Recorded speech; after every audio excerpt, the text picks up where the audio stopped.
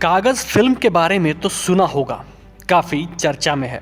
कागज की कहानी है भरत लाल की, जिसकी एक प्यारी सी बीवी है और बच्चा है। बारातों में बैंड बाजा बजाने का काम करता है। फिर एक दिन अचानक ही उसे पता चलता है कि सरकारी कागजों में उसे मृत घोषित कर दिया गया है। यहीं से शुरू होती है उसके जिंदा होने की कहानी। कितने पापड़ बेलते हुए कोर्ट रूम और वकीलों के चक्कर काटता है, एक जीता जागता इंसान खुद के जीवित होने का सबूत देता है, संघर्ष करता है। इसी की कहानी है कागज। ये कहानी लिखी गई हकीकत पर है, पर बात पुरानी है। पर हम जो स्क्रीन पर तस्वीर दिखा रहे हैं वो कहानी भी हूबहू कागज की ही तरह है। ना अंदाजा लग पाए तो इस बुजुर्ग के हाथों में जो तख्ती है उस पर गौर फरमाइए। शब्दों को पढ़िए। लिखा है, साहब मैं जिंदा हूँ, मैं भूत नहीं हूँ। शख्स का नाम है भोला। वो कह रहा है कि साहब हमें मरा हुआ बता दिया, पर मैं जिंदा हूँ। मृत्यु खाए मतलब मर गया है। सरकारी रिकॉर्ड में स्क्रीन पर दिखने वाले शख्स को मृतक करार दे दिया गया है, पर है वो जिंदा। खुद को जिंदा साबित करने के लिए वह सरकारी कार्यालय और कोर्ट का चक्कर लगा रहा है, संघर्ष कर रहा है।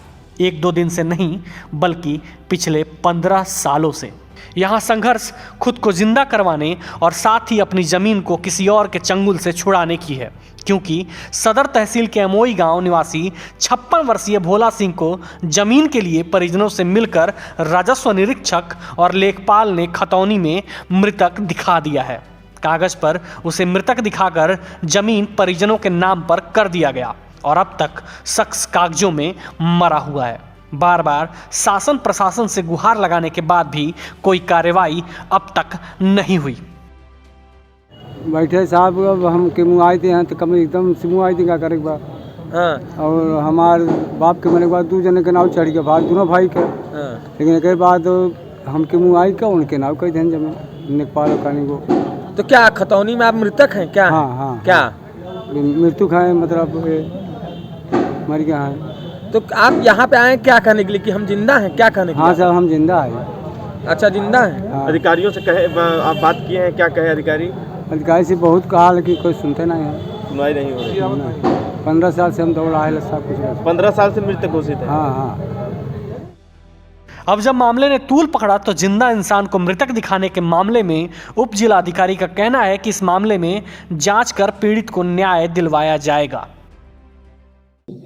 कल शाम को ये प्रकरण संज्ञान में आया है। इसके संबंध में अभी फ़िलहाल हम लोग जांच करा रहे हैं।